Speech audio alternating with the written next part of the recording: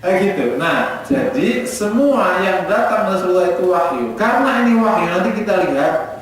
Karena wahyu ya, maka tidak ada tindakan yang besar yang kecil kecuali itu memang memiliki hikmah besar. Pada posisi kebenaran yang tinggi, kebaikan super tinggi. Tidak perlu yang wajib-wajib lah. Yang sunnah-sunnah saja karena ini wahyu. Itu tinggi jenis. Rasul didesain oleh Allah menjadi orang yang murah senyum. Itu kan desain dari Allah kan. Demikian, tidaklah Rasul senyum kecuali itu wahyu. Rasul murah senyum, ternyata memang profil orang yang paling baik itu murah senyum. Dulu para panglima, para raja itu tidak itu profilnya. Raja sama panglima itu nggak boleh senyum. Karena kalau murah senyum nanti kurang wibawa. Jadi raja itu, panglima itu, kalau panglima perang raja kayak gitu-gitu itu, yang pembesar-pembesar itu kalau ngomong sama senyum, itu macam nggak boleh senyum. Itu budaya waktu itu. Dan sama sekarang, budaya-budaya raja itu nggak boleh senyum. Jadi nggak boleh, harus menahan senyum. Karena kalau murah senyum, hai, cengengnya sama gitu, wah itu kurang wibawa. Bukan raja, jadi pelawak gitu ya. Jadi ini ngomong-ngomong ya, waktu ini kata si siapa itu Said, siapa itu yang pengamat militer dia. Dulu pada dia kan sudah dekat istana. Dulu pada waktu Pak Harto itu jadi raja, ya, jadi presiden, itu dia mau itu semua menteri, semua orang itu takut sekali. Gitu. Biasanya kan kalau orang Jawa gitu ya, kalau sama anaknya, nah itu udah. Waktu zaman Gus Dur orang itu, dia teriak-teriak, marah-marah itu semua nggak ada yang takut, malah tertawa kalau Gus Dur marah, karena beda profil. Jadi itu, nah Rasulullah itu murah senyum, itu kan beda sekali. Dan ternyata sekarang baru ditemukan bukti bahwa profil paling baik orang itu murah senyum. Murah senyum. Siapapun kita mau jadi raja, mau jadi ketua RT, itu harus murah senyum. Yang murah senyum, insya Allah terhindar dari stroke. Gitu murah senyum. Ukurannya 50 kali sehari. Nah, tapi jangan sendirian sama mandi, sama orang. Misalnya, ini yang kecil-kecil saja. Rasulullah SAW itu kalau jalan seperti turun dari bukit, yakni agak cepat. Ditemukan bukti bahwa ada hubungan erat antara jalan orang dengan berpikir orang. Kalau jalannya lelet, berpikirnya lelet. Tapi kalau orang jalannya cepat, berpikirnya serius. Nah sekarang kita ini kan termasuk orang yang memiliki profil jalan lambat. Ini bahasa ini termasuk lambat jalannya. Dibanding dengan bangsa lain termasuk lambat. Yang menyamai kita mungkin Malaysia, sama-sama Melayu ya. Malaysia itu, Brunei itu sama. Tapi kalau sudah ke Singapura cepat, Filipina itu cepat. Gitu.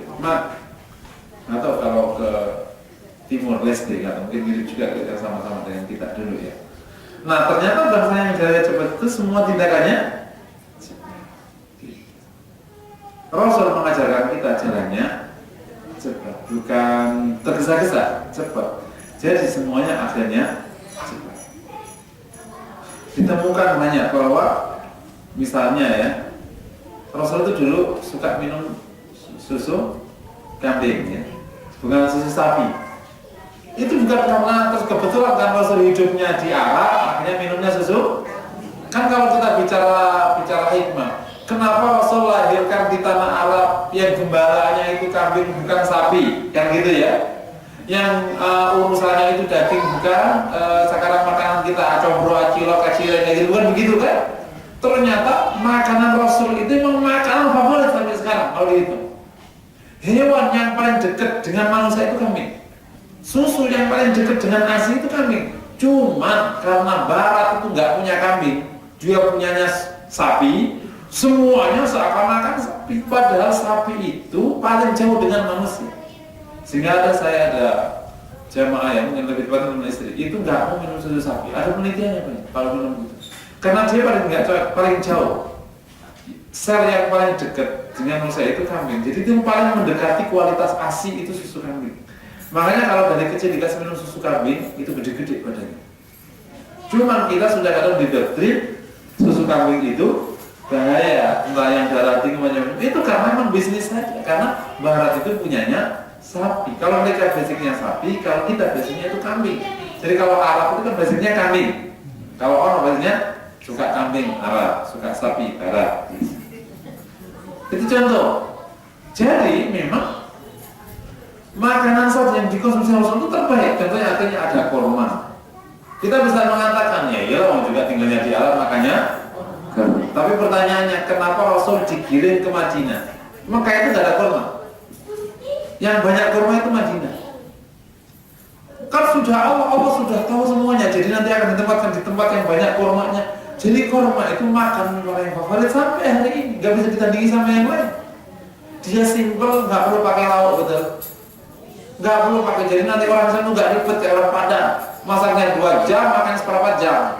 Jadi kerjanya tukang masak, kapan dakwahnya. Nah kalau orang makanannya dari kecil sudah kurma sama daging-daging kayak gitu, simple, kemana saja udah bawanya kurma. Jadi orang Arab itu kalau kemana-mana, itu mau dari Saudi itu bawa kurma berapa tahun sudah. Jadi kalau nggak ada apa-apa makan kurma, udah bertahan hidup bertahun-tahun itu.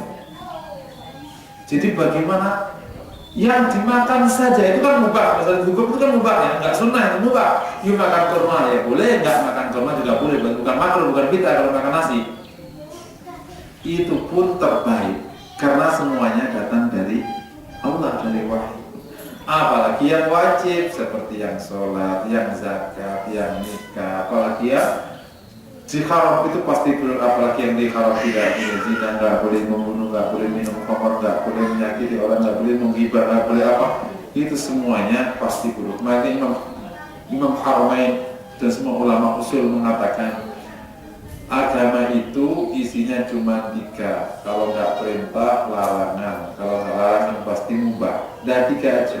Dan ini semua dimaksudkan untuk kebaikan manusia. Gitu dia mengatakan.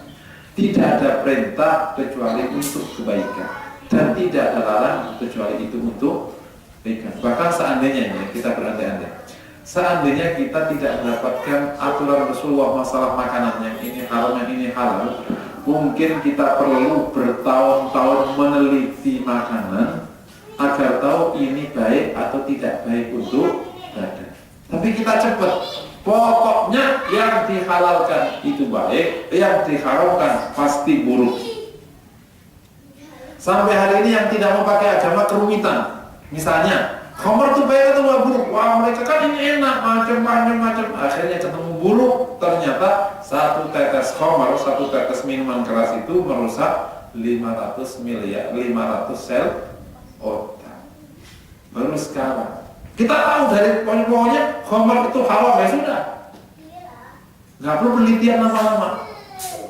Jadi yang minum katakan 1 gelas itu berapa tetes? 100 tetes, berarti rusak 5.000 sel. Kalau dia rusak lagi 1.000 gelas, berarti rusak 5 juta sel. Kalau dia 10.000 gelas, berarti 50 juta sel. Lama-lama otaknya habis. Yang kayak gitu nggak pernah stroke gitu, nggak ada otaknya. Ya benar-benar. Jadi tidak ada yang haram kecuali buruk. Sampai sekarang baru ditemukan juga pola buktinya sekarang ya. Daging babi itu adalah daging yang paling ditolak oleh semua golongan darah. Nggak boleh. Jadi bukan karena daging pitanya saja. Jadi daging babi itu darah apapun nggak bisa terima. Jadi nggak bisa nyatu. Jadi nggak ada gunanya. Karena darah nggak bisa mengakses daging itu. Mau darah O, darah B, darah apa itu nggak bisa terima. Penelitian. Di samping nanti ada perilaku atau macam-macam. Pokoknya semua yang diharamkan itu buruk. Semikian yang dihalalkan itu pasti baik. Bahkan yang dihalalkan tapi kita merasa nggak enak pun itu malah baik. Kayak misalnya buah tin ya. Nah, tin ya, yang pahit itu tin ya, yang nggak seperti itu. Dan lain sebagainya. Jadi makna kedua adalah semua yang dibawa Allah adalah wahyu Allah dengan beberapa penjelasan. Ini jam berapa ya? Sudah mendekati ya. Kita mungkin sampai di sini dulu ya. Kita nanti akan lanjutkan. Kita akan bahas ketaatan kepada Rasulullah, mencintai Rasulullah, itu bahasan dari iman kepada Rasulullah. Meskipun bab cinta itu disendirikan oleh Imam Baihaqi di cabang ke 15 atau berapa, disendirikan mencintai Rasulullah. Mungkin sampai di sini dulu. Semoga yang kita kaji pada pagi hari ini menambah ilmu dan menginspirasi kita semua. Aku qouli hadza wa sallallahu alaihi wasallam. Wassalamualaikum warahmatullahi wabarakatuh. Iman kepada Rasulullah adalah bermuara kepada semua. Maksudnya saya tadi kurang Oh iya, maksudnya gini Bu, kepada Allah. Setelah itu kepada Rasulullah. Maksudnya kita tahu adanya Allah dari mana? Dari Rasulullah kan? Yang mengajarkan itu siapa? Rasulullah. Bahwa ada namanya qul huwallahu ahad. Yang menyampaikan itu siapa? Rasulullah. Terus kita tahu halal haram? Rasulullah. Kita tahu sholat ini semua? Rasulullah. Kita tahu hukum muamalah harus ini, tidak boleh ini? Rasulullah. Kan mulanya Rasulullah. Kan kita nggak bisa tanya sama Allah langsung. Kita harus apa? Kita suruh berdoa, berdoalah waktu sujud itu dikabulkan. Yang ngomong itu siapa? Rasulullah kan? Itu maksudnya. Jadi semua ajaran agama itu bersumber dari Rasulullah Sallallahu Alaihi Wasallam. Silakan. Ini kan kita udah punya website. Di website itu ada saya bikin kolom pertanyaan. Ada yang ngisi tuh. Ada yang bertanya lewat website. Website taruhan telepon. Iya. Jadi pertanyaan gini. Assalamualaikum Ustaz. Saya sudah berkeluarga dan mempunyai satu putra 4 bulan. Bekerja sebagai karyawan perusahaan kontraktor dan sekarang bertugas di Cirebon. Bapak mertua kena stroke. Ibu mertua tidak bekerja. Pernah bekerja dagang di rumah tapi hasilnya tidak cukup untuk sehari-hari dan punya banyak hutang. Istri saya sekarang tinggal bersama orang tuanya dan tidak kerja. Untuk kebutuhan hidup dan bayar hutang itu dari jatah bulanan istri. Sekarang istri ingin kerja di tempat tinggalnya untuk tambah pemasukan yang digunakan untuk bayar hutang.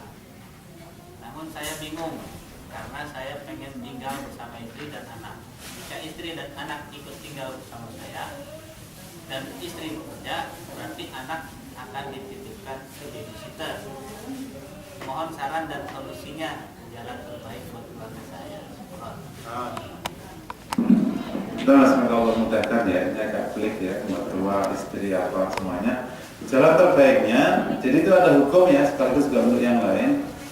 Jadi ma la yudraku kulluhu la yudraku julluhu. Hal-hal yang tidak bisa diambil semuanya jangan ditinggalkan sebagian besarnya. Maunya kita kerja, istri di rumah, ngurus anak. Kalau nanti kita datang ya kalau lagi-lagi dibukain pintu, dilus-lus kepalanya, dikasih air, dirawat. Itu kan yang paling indah hidup berkeluarga ya. Daripada datang istri masih kemacet. Ya, di mana ya? Ya, di kereta kecepet-cepet. Gitu kan nggak enak gitu. Bu, di mana Bu? Ya, iya lagi macet ini. Ya Allah, naik kereta begini bentuknya. Gitu kan jadi nggak enak. Oke? Tapi kalau itu terpaksa dilakukan, anak akhirnya kelelahan dan semester, itu masih lebih baik untuk kondisi ini. Jadi solusinya, biarkan istri bekerja. Solusi pertama gini, ibu mertua suruh kerja. Itu solusi pertama. Ibu mertua suruh kerja sebisanya. Meskipun tidak cukup, tapi dia telah membuat rekening agar Allah kasih rezeki.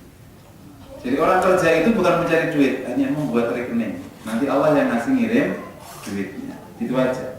Jatah kita banyak ya dapatnya banyak. Makanya ada orang toko kecil duitnya banyak, toko banyak duitnya dikit kayak gitu itu. Kan itu hanya nomor rekening doang aja itu bentuknya. Jadi ibunya suruh kerja apapun bentuknya, sekedar buat rekening. Nanti Allah akan ngirim rezekinya, entah dari mana saja. Itu yang pertama. Yang kedua, istrinya suruh kerja pula. Karena ini kan bebannya berat, bapaknya stroke, ini stroke, kita semuanya orang nganggur jadi fakir. Yang kedua, ibunya suruh, anaknya suruh kerja. Si istrinya suruh kerja. Nah, anaknya dikemanain? Kalau anaknya bisa dititipin ke maknya karena kerjanya di rumah, jadi nggak usah babysitter. Supaya anak itu nggak diintervensi sama keluarga lain. Tapi kalau nggak ada, nggak apa-apa babysitter. Karena kamu menggunakan babysitter berarti cari babysitter yang baik akhlaknya, paham urusannya, itu standar. Ini insya Allah masih lebih baik daripada mempertahankan idealismenya mempertahankan istrinya tidak bekerja, kemudian anaknya diurus sendiri, sedangkan masih mengalami masalah kekurangan. Fakar itu bagi harus dihindari, sebagaimana juga kafir. A'udzubika minal kufri wal fakr. Allahu